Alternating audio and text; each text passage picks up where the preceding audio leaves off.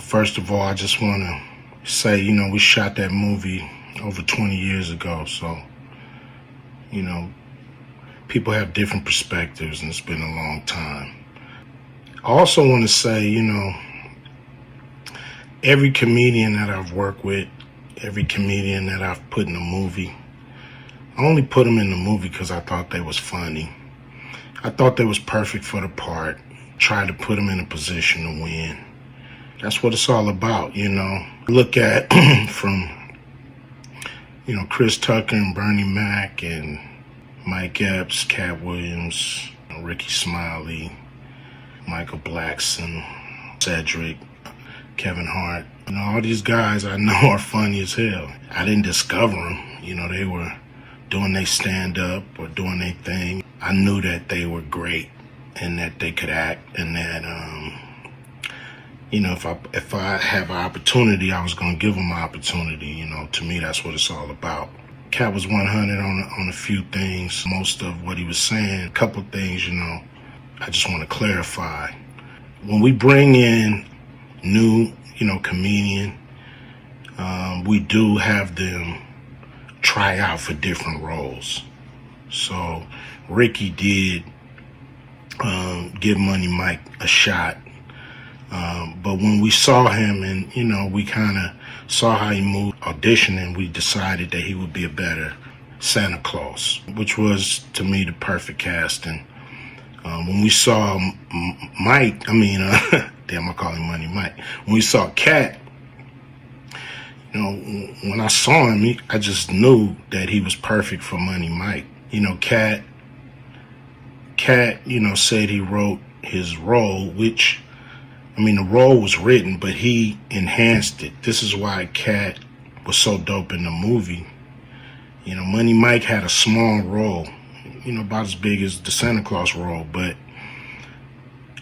when we start filming, he was giving us such magic that we kept expanding his role and giving him more to do because he was on point.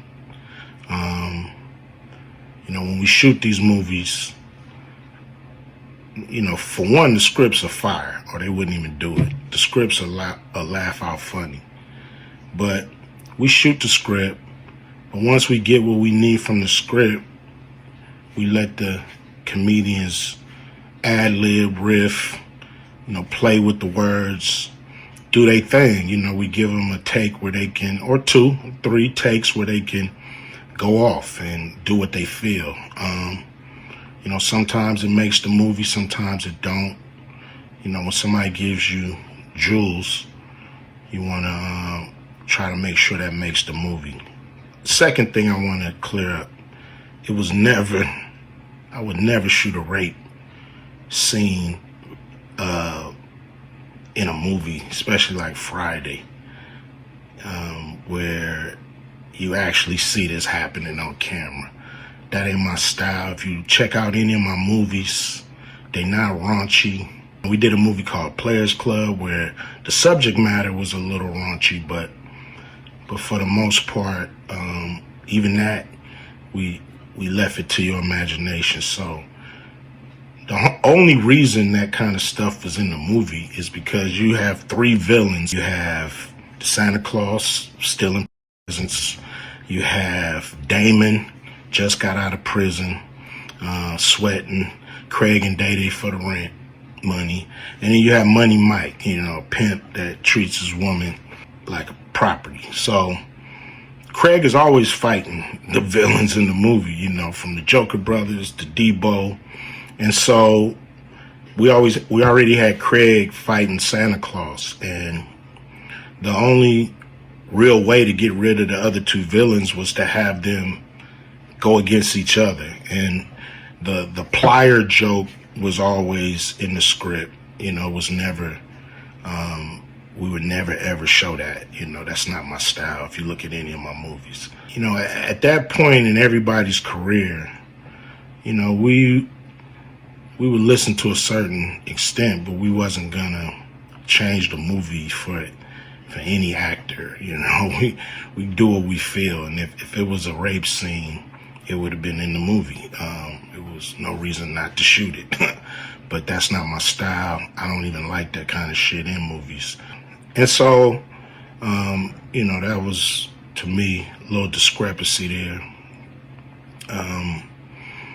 Katt, he wrote a lot of his part because, like I said, he was giving us jewels, so we were keeping the camera rolling.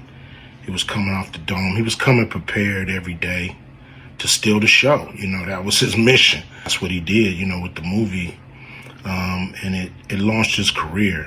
I'm proud of the movie. I'm proud of all the guys who've come through a Q Vision production and went on to do bigger and better things. And look, a lot of people are talking about pay and how much they was paid on these movies that were extremely low budget. Most of these guys work a couple of days. When you're doing a movie, there's over 100 people working on the movie that need to get paid.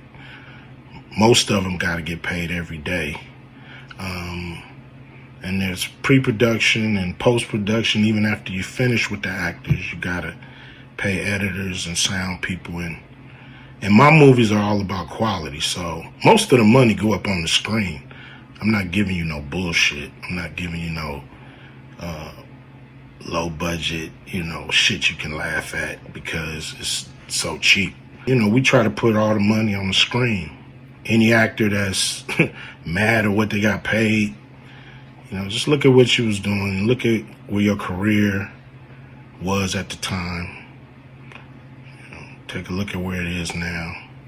And Friday has something to do with that, I believe. I put a lot of people in movies, but they ain't never put me in a movie. You can take that for what it's worth. I've given a lot of these guys opportunities.